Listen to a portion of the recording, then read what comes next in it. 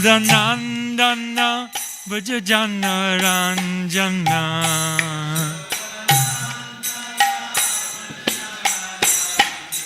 Yashodanandana Vajajana Ranjana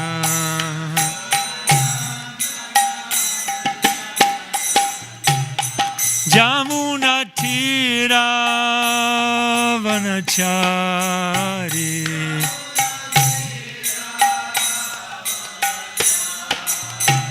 Jamuna Tira Vanachari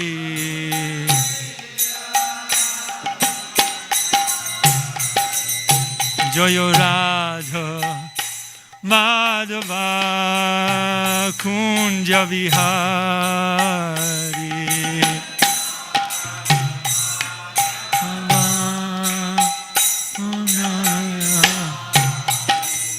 Jaya Shri Krishna Chaitanya Prabhu Nityananda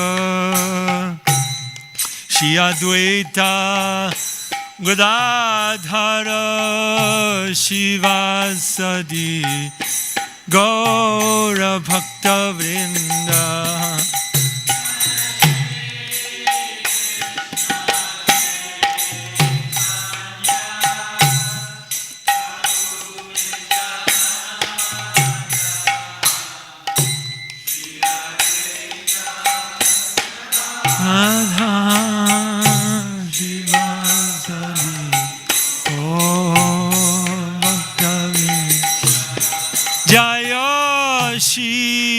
Krishna Chaitanya Prabhu Nityananda Shri Advaita Gadadhara Shivasadi Gaura Bhakta Vrinda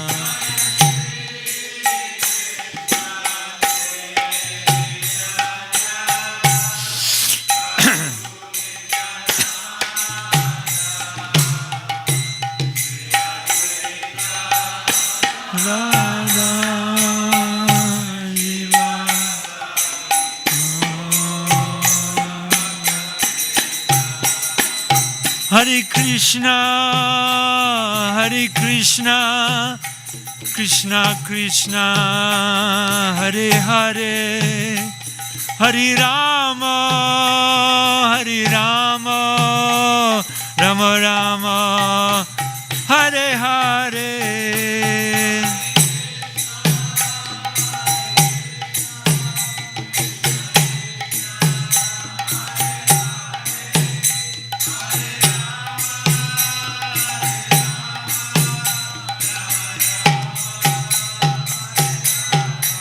Hare Krishna, Hare Krishna, Krishna Krishna, Hare Hare, Hare Rama, Hare Rama, Rama Rama, Hare Hare.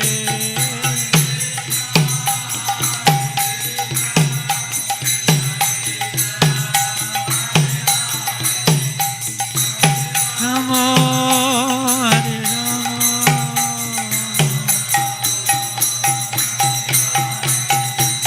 Jaya Prabhupada, Prabhupada, Prabhupada, Jaya Prabhupada.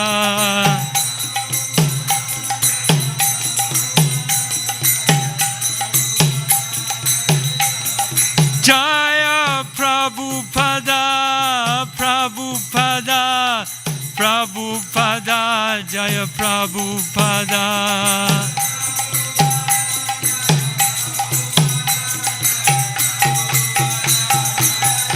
Nitaigo Haribo, Haribo, Haribo, Nitaigo Haribo.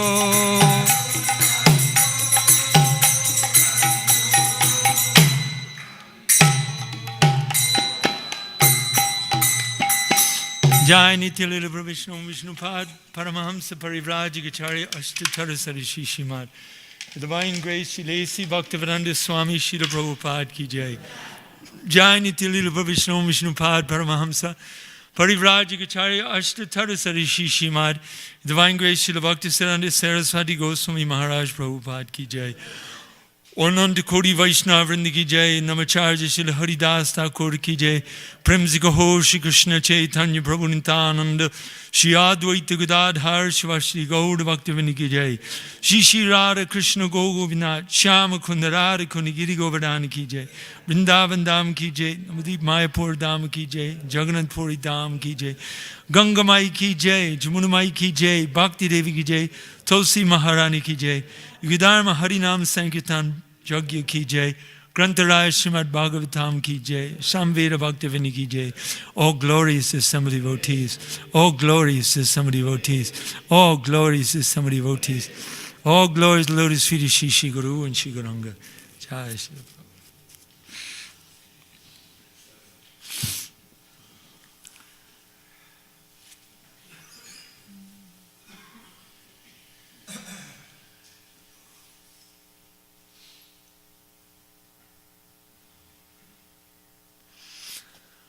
Om Namo Bhagavate Vasudevaya.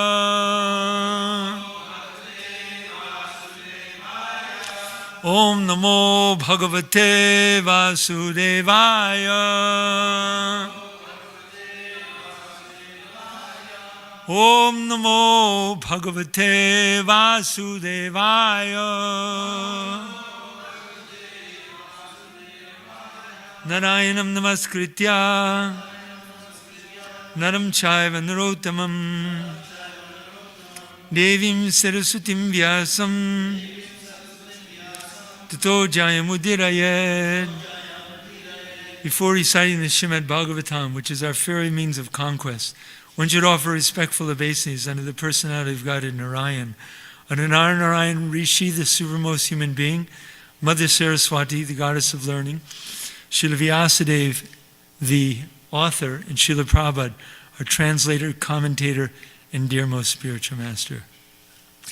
Nasta prayeshu bhadreshu nityam bhagavata sevaya bhagavati uttama shloke bhaktir bhavati naishtiki. By regular attendance in classes on Srimad Bhagavatam and by rendering service unto the pure devotee, all that is inauspicious to the heart is gradually destroyed, and thus loving service unto the personality of Godhead, who is praised with transcendental songs, is established as an irrevocable fact. Srimad Bhagavatam, Canto 1, Chapter 1, Text number 5. I'm sorry? Oh, Chapter 5 and text number 5. Thank you.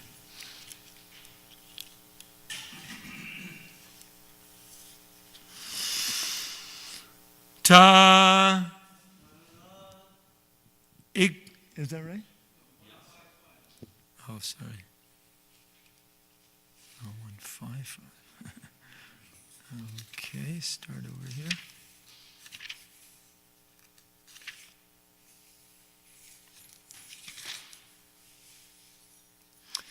Vyasuvacha asti eva me sarvam idam tvayoktam.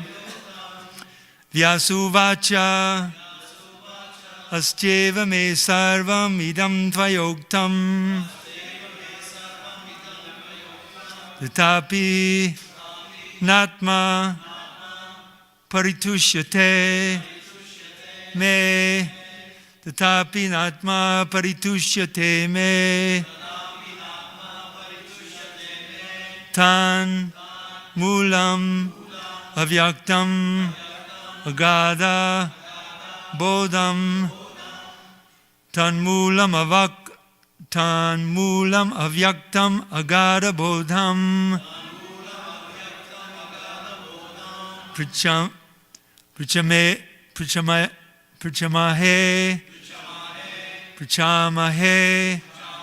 tvatma bhavatma bhutam prachamahe tvatma bhavatma bhutam. Srila Vyasa uvacha astyeva me sarvam idam tvayoktam tatapi natma paritushyate me.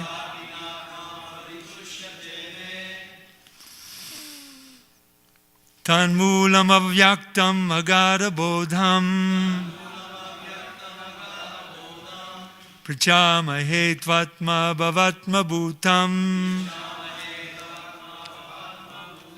Vyasuvacha astyeva me sarvam idam tvayoktam tatapi natma paritushyate me. Tanmulam avyaktam agada bodham prachamahe tvatma bhavatma bhutam.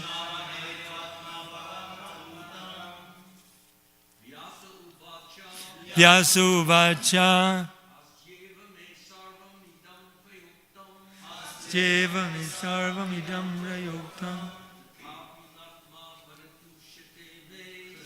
Pinama paritushyate me. Tanmulam avyaktam agada bodham prachamahe tvatma bhavatma bhutam. Vyasuvacha astyeva me sarvam idam tvayoktam Hinatma paritushyate me. Tanmulam avyaktam agada bodham prachamahe tvatma bhavatma bhutam. Vyasuvacha astyeva me sarvam idam tvayoktam tatapi natma paritushyate me. Tanmulam avyaktam agada bodham prachamahe tvatma bhavatma bhutam. Vyasuvacha astyeva me sarvam idam tvayoktam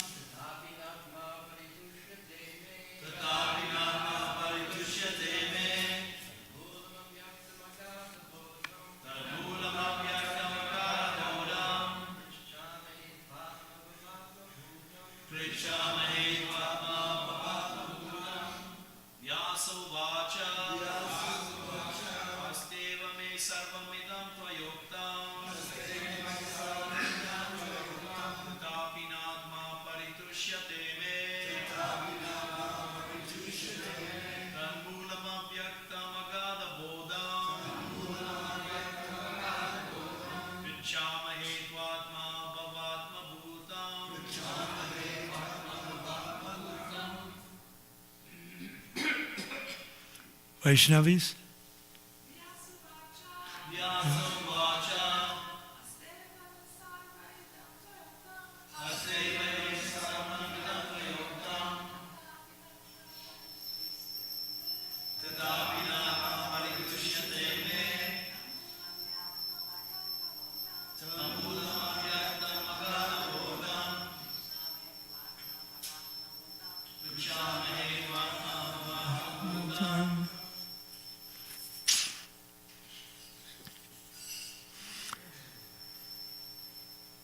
Vyasuvacha. Vyasa said, Asti, there is. Eva, certainly. Me, mine. Sarvam, all. Idam, this. Tvaya, by you. Uktam, uttered. tatapi, and yet, na, not, atma, self, paritushyate, does pacify, me, unto me, tat, of which, mulam, root, avyaktam, undetected, agadabodham, the man of unlimited knowledge, prachamahe, do inquire, tva, unto you, atmabhava, self-born, atmabhutam, offspring. Translation. Sri Vyasadeva said, all you have said about me is perfectly correct. Despite all this, I am not pacified. I therefore question you about the root cause of my dissatisfaction, for you are a man of unlimited knowledge, due to your being the offspring of one, Brahma, who is self-born, without mundane father and mother. Please repeat. Sri Vyasadeva said, all you have said about me is perfectly correct. Despite all this, I am not pacified. I therefore question you about the root cause of my dissatisfaction. For you are a man of unlimited knowledge, due to your being the offspring of one Brahma who is self-born, without mundane father and mother. Srila Prabhupada's purport. In the material world, everyone is engrossed with the idea of identifying the body or the mind with the self. As such, all knowledge disseminated in the material world is related either with the body or with the mind. And that is the root cause of all despondencies. This is not always detected, even though one may be the greatest erudite scholar in materialistic knowledge. It is good, therefore, to approach a personality like Narada to solve the root cause of all despondencies. Why Narada should be approached is explained below.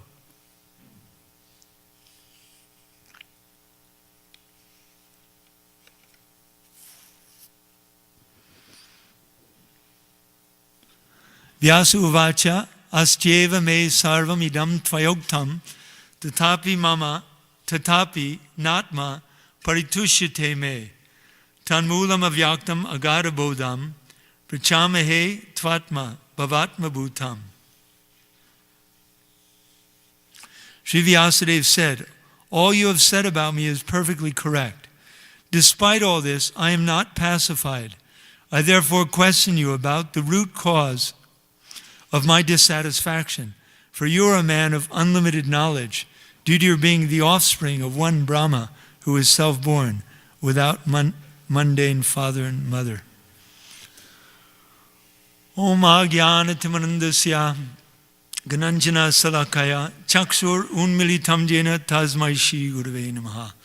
I was born in the darkness of ignorance, but my spiritual master, His Divine Grace, A.C. Bhaktivedanta Swami Srila Prabhupada, has forced my eyes open with the torchlight of knowledge. Therefore I offer my most humble obeisances under His lotus feet. How could I ever forget His mercy upon me? So, thank you everyone for attending Srimad Bhagavatam class today. And I'm sorry to let you down because the scheduled speaker, Sura Prabhu, couldn't give class. I think he's going to give class tomorrow. So by default, I've been asked to say something, although I'm extremely disqualified and I haven't even studied the verse, so please forgive me.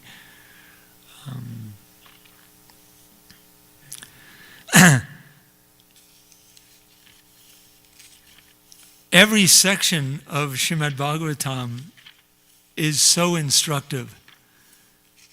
I mean, the first canto in and of itself, not only that, just the first book of the first canto, there's so much there.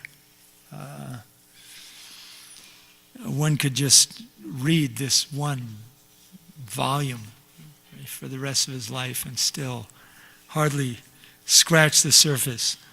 And this verse kind of in some way signifies the depth of Srimad Bhagavatam. This is very instructive, of course, this particular part of the Bhagavatam, and it's very interesting. We're able to get a glimpse into the mind of these incarnations of God. You know, Srila Vyasadeva wrote down all the Vedic literatures. Who can even imagine his qualification? And yet here he's experiencing despondency. Even though he's written down all the Vedic writings, which give unlimited ways for people to advance spiritually. There's so much in the Vedas about every different aspect of knowledge that anyone could ever desire or need. So this is all, of course, the setup for the Bhagavatam to be spoken. And Narada Muni, who is an eternal associate of the Lord, and who is Trikalagya, he knows past, present, and future. He's, I think I mentioned earlier, he actually had a slight smile on his face. And he is,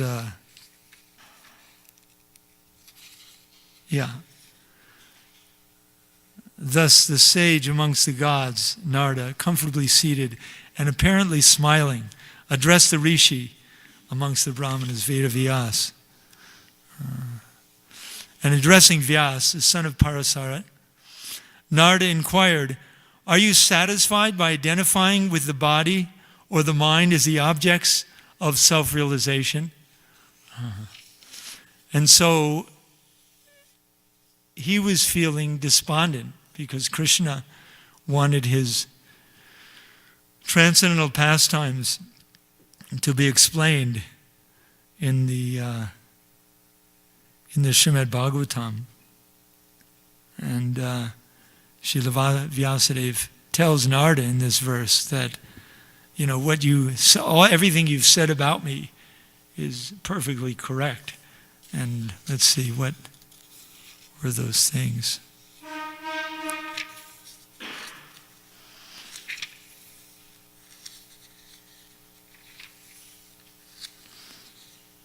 Srila Vyasadeva says, "I have, under strict disciplinary vows, unpretentiously worshipped the Vedas, the spiritual masters, and the altar of sacrifice.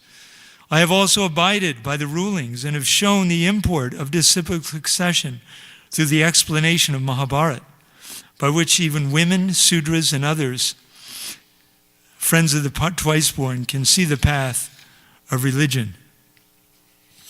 So if Srila Vyasadeva himself is feeling despondent, then we shouldn't be too upset if sometimes we happen to experience a little bit of despondency.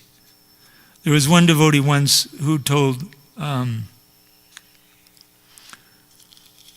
Prabhupada, Prabhupada said something to criticize him, and he says there was some defect in his service.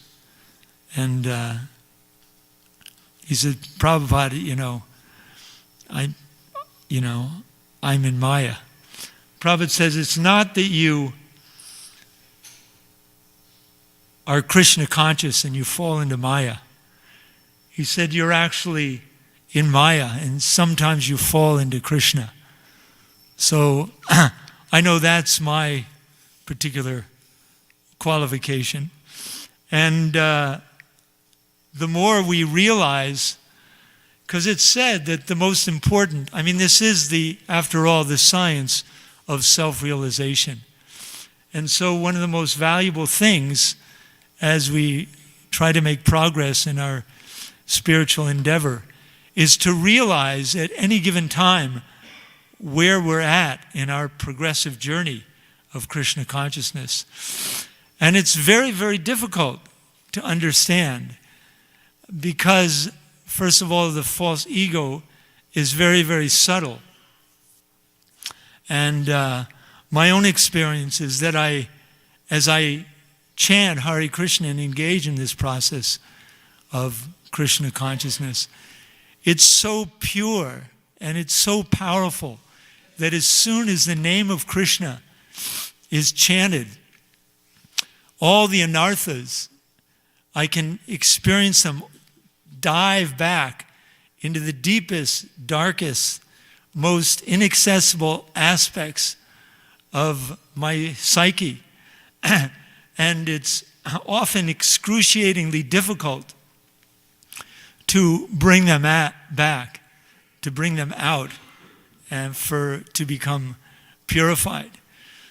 So actually, this is a great blessing. Actually, everything in our progressive path of Krishna consciousness is a blessing because it helps bring us to the realization of how absolutely unqualified we actually are, and forces us into a position of absolute dependence on the mercy of the spiritual master. And as we progress more and more in Krishna consciousness, we will find, of course, Maya becomes more and more subtle, but also our questions. Because as Srila Prabhupada mentions, it's mentioned in the Bhagavatam, and Srila Prabhupada further mentions in purports how this process of questioning is concomitant with our existence. In fact, every living being, and Prabhupada says the birds even are out there, asking questions. The businessmen are asking questions.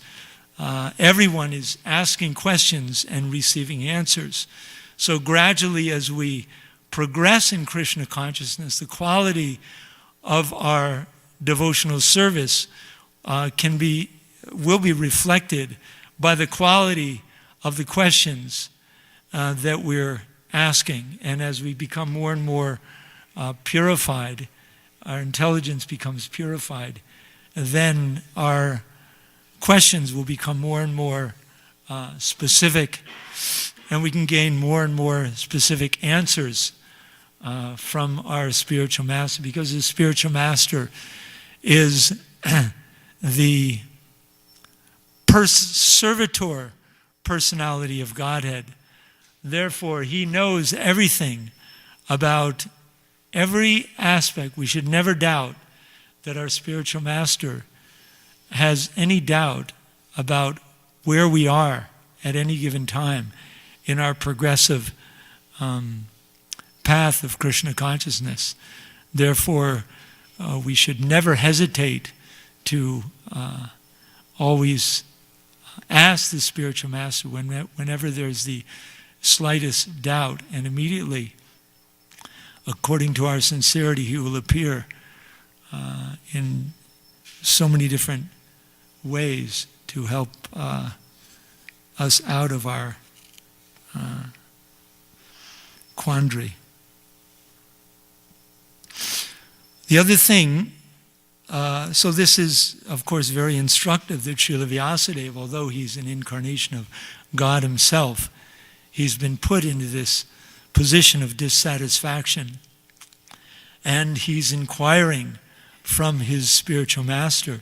So we can see, even if one is an incarnation of God himself, this process of inquiring to the spiritual master will always be there. And we should never become puffed up and think that we know all the answers. But always the position of the disciple is that he always feels like a fool in front of his spiritual master. So he's inquiring from Narada Muni about the cause of his dissatisfaction. And he says, for you are a man of unlimited knowledge due to your being the offspring of Brahma, who is self-born. We all know that Brahma had no mundane father or mother, and that he was born from the lotus stem and the lotus flower on top of that stem. That's an amazing part of the Bhagavatam itself, that whole section, how Lord Brahma is appearing in the universe, which is completely dark, and then he hears the sound, tapas, and engages in meditation for thousands of years. And finally, when Krishna is satisfied with him, then he, all the Vedas, the purport of all the Vedas are revealed to him. So knowledge is something that is transcendental knowledge is the most important thing, the most valuable thing in this world. But it's the most difficult thing to get. And as Srila Prabhupada mentions in the purport, that everyone in this world is engrossed with the idea of identifying the body or mind with the self. And so all knowledge disseminated in the material world is related either with the body or with the mind. And that's the root cause of all despondencies. So we have our pure spiritual consciousness is covered by these two bodies, Bhumirapana Vayu, and then come Mano Buddharevacha.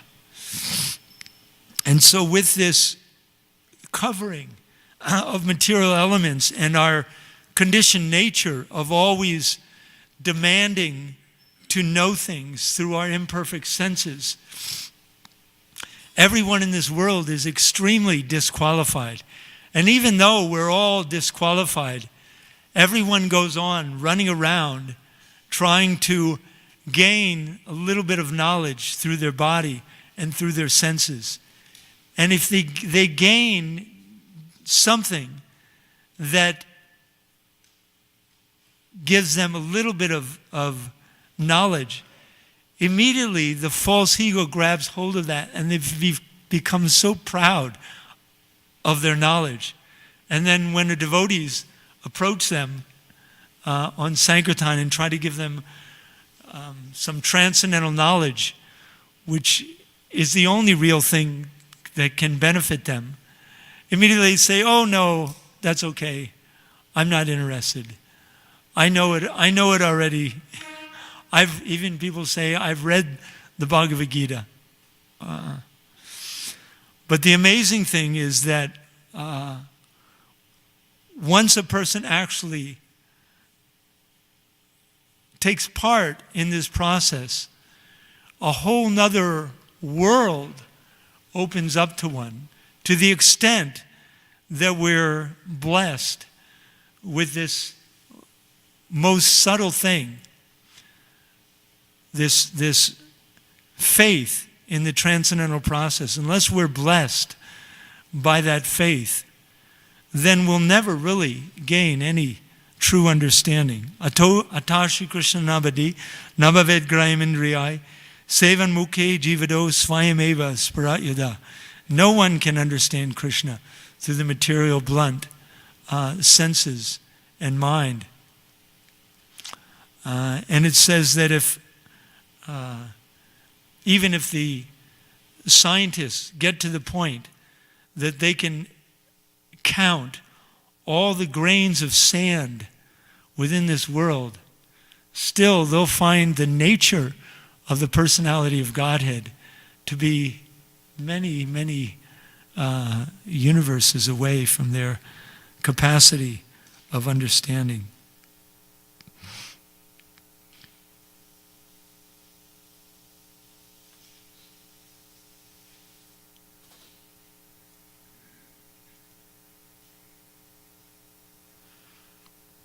I thought we'd read, there's especially these first verses in this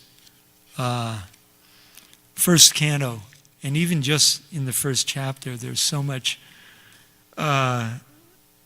nice verses and purports that elucidate this basic understanding. And here, Prabhupada's talking about the body and the mind. And I thought I'd read a purport here that Srila Prabhupada goes into a little more detail talking about that.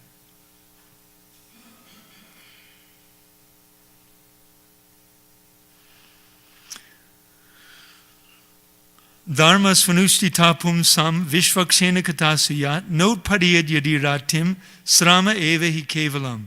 The occupational activities a man performs according to his own position are only so much useless labor if they do not provoke attraction for the message of the personality of Godhead. There are different occupational activities in terms of man's different conceptions of life. To the gross materialist who cannot see anything beyond the gross material body, there is nothing beyond the senses. Therefore, his occupational activities are limited to concentrated and extended selfishness. Concentrated selfishness centers around the personal body. This is generally seen amongst the lower animals. Extended selfishness is manifested in human society and centers around the family, society, community, nation, and world with a view to gross bodily comfort. Above these gross materialists are the mental speculators who hover aloft in the mental spheres, and their occupational duties involve making poetries and philosophy or propagating some ism with the same aim of selfishness limited to the body and mind. But above the body and mind is the dormant spirit soul, whose absence from the body makes the whole range of bodily and mental selfishness completely null and void. I'll read that sentence. That's very significant. But above the body and mind is the dormant spirit soul, whose absence from the body makes the whole range of bodily and mental selfishness completely null and void. People, it all comes down to understanding who we are. If we don't understand who we are, what's the purpose of anything we might do?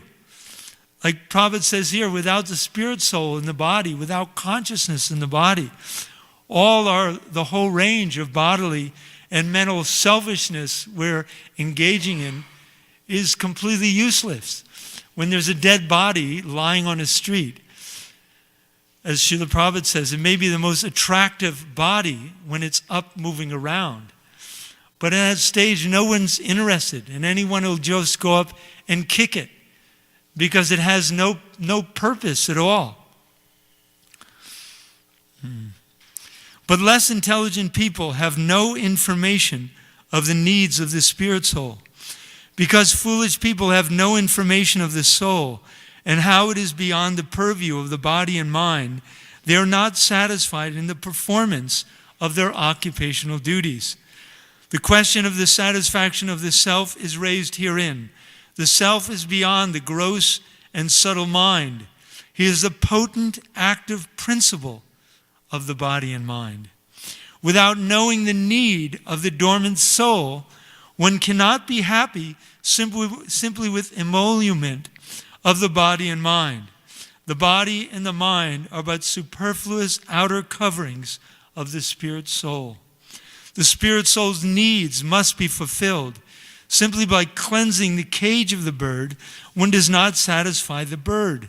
One must actually know the needs of the bird himself.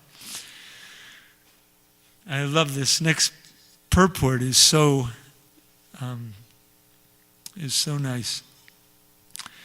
Prabhupada says that the need of the spirit soul is that he wants to get out of the limited sphere of material bondage and fulfill his desire for complete freedom.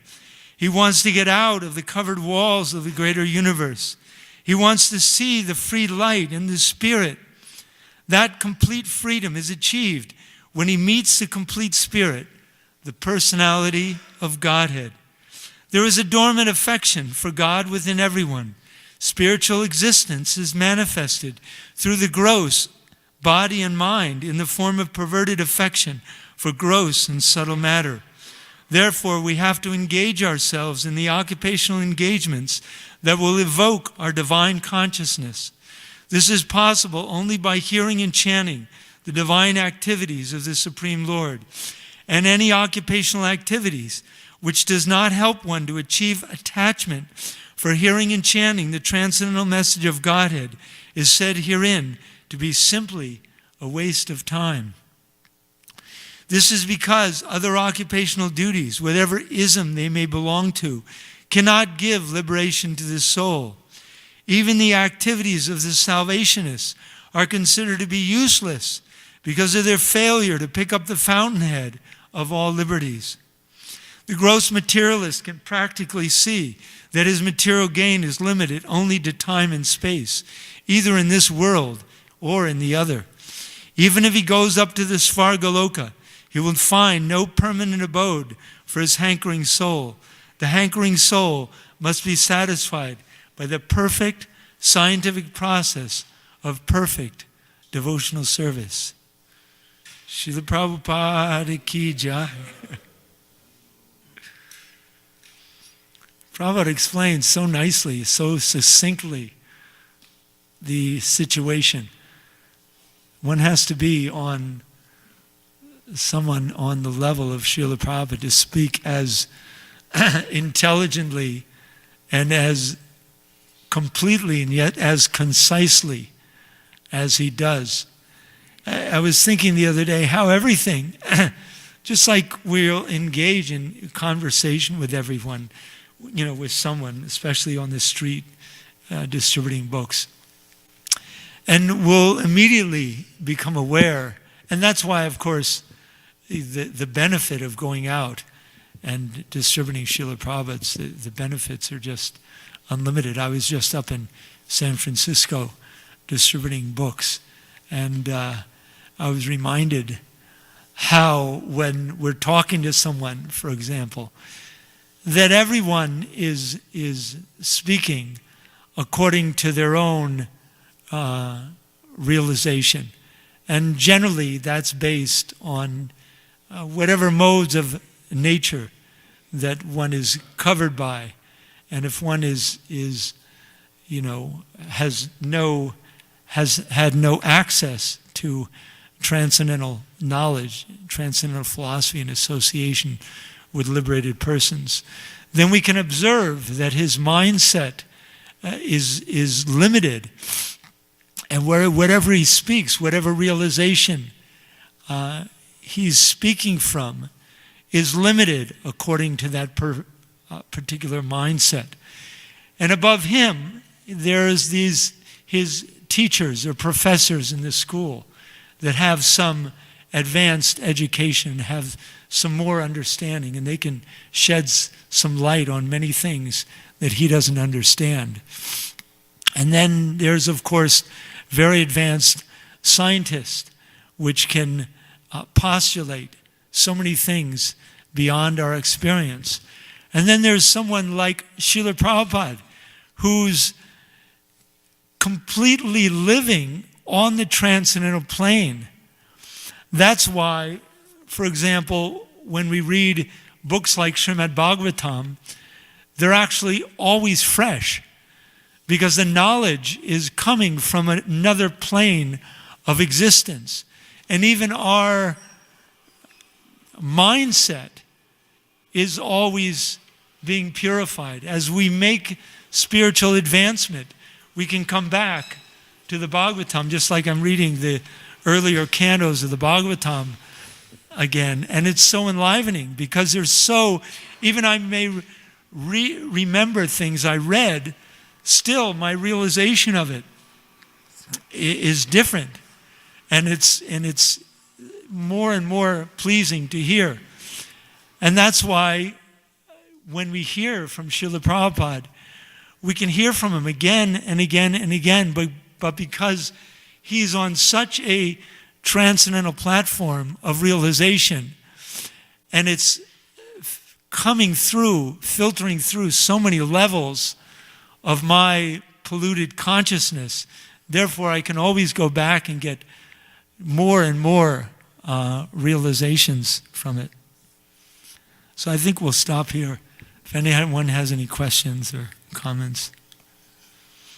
Yes, Prabhu. Yeah, you just mentioned briefly about how Lord Brahma was a part of the lotus flower, and then he heard the word tapa, and then he meditated for thousands of years. I was just wondering, he was bewildered. He didn't know who he was, why he was existing. Krishna didn't reveal himself yet to Lord Brahma. So, what was Lord Brahma meditating on for thousands of years?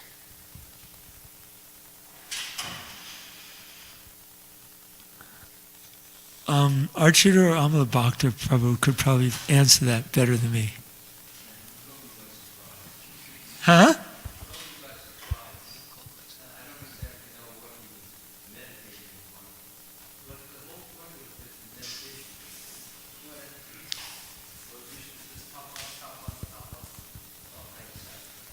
Tapas, it means you have to get purified. You're impure. That was the first point. So he would have to be meditating on Lord Vishnu or associates of Lord Vishnu or pastimes of Lord Vishnu, something that would be purifying his heart. And therefore, through the process of purification, he would eventually come to the realization of who he is, what his purpose is, why he is where he is, and what the Lord wants him to do. But at the initial stage, he was too impure. And therefore, Lord said, please, you meditate. You meditate upon on transcendental subject matter. You can't meditate on material subject matter because that'll just maintain his position of material consciousness. So the whole point was to raise him to a transcendental consciousness by thinking to whatever degree he was able to, knowing to whatever degree he was able to, Lord Vishnu and whatever knowledge he had about him, or whether his qualities, his glorification, his renunciation, his grace, his kindness, these are qualities you can meditate upon actually for many hours. And they are all very purifying, that the Lord is peaceful, Lord is loving, Lord is kind, Lord is generous. So these are things that one can meditate upon, and one becomes purified through the process of such meditation. That's the best I can offer. Thank you, Maharaj. Subhas Prabhu. Yeah, on that same thing, I kind of understood it that just by Lord Brahma hearing that tapa, within that itself, everything was exposed to Lord Brahma. Just by that meditation of tapa, everything was within that, because that was given to him by the Lord through the heart. And so from that, he was able to conceive everything. The universes, the Supreme Personality of Godhead, just from that meditation of those particular tapa. Yeah, thank you. Yeah, there's so many aspects, just like I was mentioning, every little pastime in Bhagavatam, there's so much understanding we can get from it. And just meditating on, because we all have a purpose in life. And so that trying to understand that purpose, actually everything we do, all the sadhana we perform in Krishna consciousness is a prayer to the Lord, asking, please reveal to us our purpose. And it's significant that Lord Brahma waited for thousands of years. Srila Prabhupada mentions I'd read a little while ago in a purport, he said, we may have the desire to engage in service. But unless it is sanctioned by the Lord, we may not be able to. And it's something that's stuck in my head. And because I often think, what's my problem? Why is my progressive realization going so slow? And I realize that just because I'm physically able to do something, it doesn't mean that Krishna has to respond. Krishna is fully into Svarat. He's fully independent. And it's only by his will that anything is happening. So it's his sanction, and we should remember that in our daily, Krishna consciousness, that whatever we're doing, we have to get that sanction from Krishna. Otherwise, it won't be fruitful. Jai Granth Raj Srimad Bhagavatam ki jai.